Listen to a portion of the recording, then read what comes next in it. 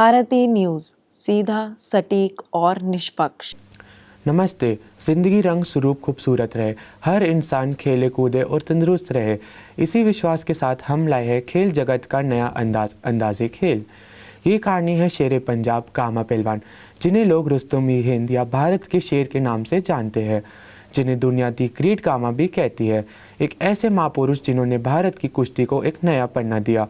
उनका असली नाम गुलाम मोहम्मद था और वे 22 मई 1878 को पाकिस्तान में एक छोटे से गांव में पैदा हुए थे। शायद ही कोई रेसलिंग का चाहने वाला हो जिसने दी ग्रेट गामा का नाम ना सुना हो। गामा पहलवान विश्व में एक ऐसे पहलवान है जिन्होंने अपने पूरे जीवन में कोई भी कुश्ती नहीं हारी। ब्रूस ली, जो मार्शल आर्ट्स के बेताज बादशाह है, जिनकी पूरी दुनिया में वाहवाही होती है, वह भी गामा पहलवान के बहुत बड़े फ़ैन थे और वह गामा पहलवान के आदर करते थे। गामा पहलवान से प्रेरणा लेके अपनी दिनचर्या करते थे। गामा पहलवान का जन्म एक छोटे से मुस्लिम परिवार में हुआ था। उनके पिताजी का नाम मियां मोहम्मद था। वह एक छोटे से ज़मींदार थे। उनका अभ्यास उन्हें कुश्ती से क्षेत्र में विशेष महारत प्राप्त करने में मददगार साबित हुआ। पहलवान ने अपनी कुश्ती की शुरुआत अपने गांव में की, लेकिन जल्द ही उनका नाम और कुश्ती बड़ी संख्या में लोगों तक पहुंची। उनकी प्रतिष्ठा की सीमा का उस टाइम पे कोई तोड़ नहीं था और वे बड़े पहलवानों को भी हराने लगे। उनका शारीरिक बल और कुश्ती का तरीका लोगों का मन मोह लेता था।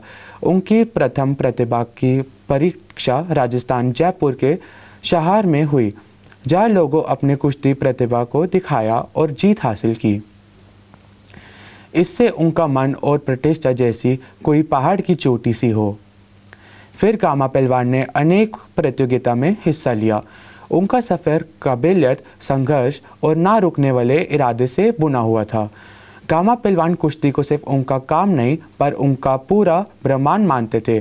उनकी लगन और संघर्ष ने उनका और कुश्ती का जोड़ अटूट बना दिया। उनकी सबसे ज़्यादा प्रसिद्ध प्रतिभा का दृश्य हम बख्श सुल्तानीवाला के नाम स्पर्श हुआ था।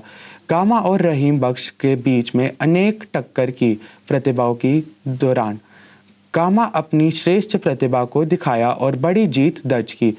गामा पहलवान की विजय उन्हें कुश्ती जगत में एक महान योग्यता के रूप में स्थापित किया। एक विशेष तथ्य है कि गामा पहलवान ने अपनी कुश्ती की तैयारी के दौरान पौष्टिक खाने से उपयोग किया।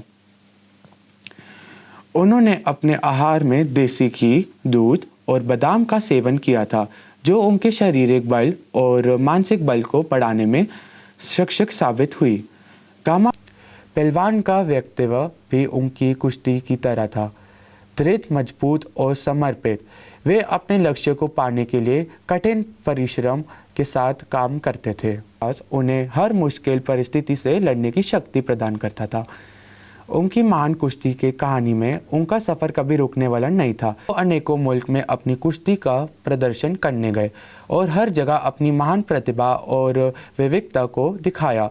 उनका नाम और प्रतिष्ठा दुनिया में भर में फैल गया और लोग उन्हें एक आदर्श और प्रेरणा स्वरूप के रूप में देखने लगे।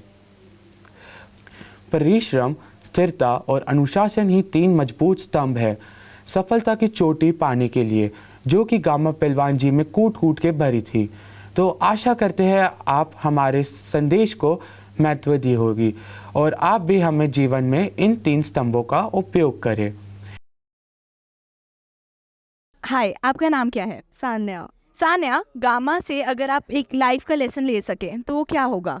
अगर मुझे उनसे कुछ सीखना ही है तो मैं ये सीखूंगी कि हर सिचुएशन में अपना 100% कैसे देते हैं, क्योंकि जहाँ लोग पॉजिटिव सोच लेते हैं तो उनकी वहीं पहली जीत हो जाती है, क्योंकि पॉजिटिव सोचने से ही इंसान जीतता है और बहुत चीज़ें पा लेता है। जैसे उन्होंने हर एक गेम एक इतने अच्छे तरीके से खेले कि वो एक भी गेम आज तक नहीं हारे, तो एक कहीं ना कहीं उनका कारण है कि एक पॉजिटिव सोच, तो मेरे ख्याल से वो बहुत ज़रूरी होनी चाहिए। Thank you Sanya.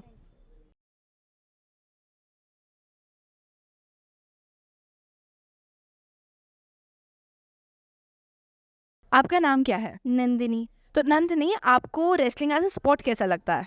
बहुत अच्छा गेम है और देखा जाए तो वो हमारी देश की मिट्टी से जुड़ा हुआ एक गेम है और ये हमारे हिंदुस्तान को रिप्रेजेंट कर रहा है। जिसकी वजह से हम हिंदुस्तानियों को बहुत प्राउड फील हो रहा है। और ज़्यादातर देखा जाए तो हरियाणवी लोग ज़्यादा इसमें पार्टिसिपेट करते हैं और वो अपनी उसको दिखाते हैं कि हाँ हमें अच्छा लगता है, मतलब पूरे इंडिया को एक तरीके से वो दिखा रहे हैं। यही था। Thank you.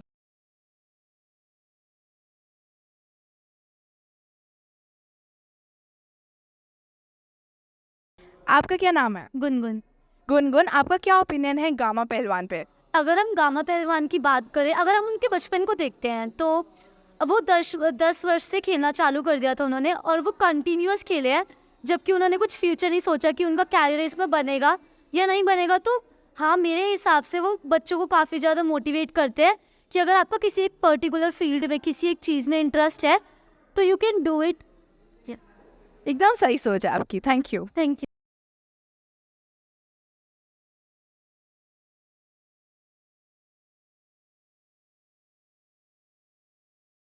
आपका नाम क्या है? प्रियंका। तो प्रियंका, आपका फेवरेट स्पोर्ट क्या रेसलिंग है? यस। आप कौन से रेसलर को देखता है? गामा पहलवान। उनके बारे में आपको क्या इंस्पायरिंग लगता है?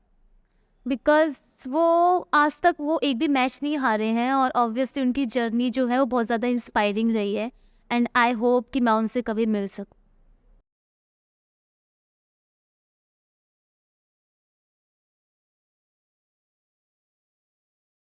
मेरा नाम है नुपुर और आज है मेरे साथ भारतीय विद्यापीठ की स्टूडेंट रागिनी, जो आज हमारे कुछ सवालों का जवाब देगी।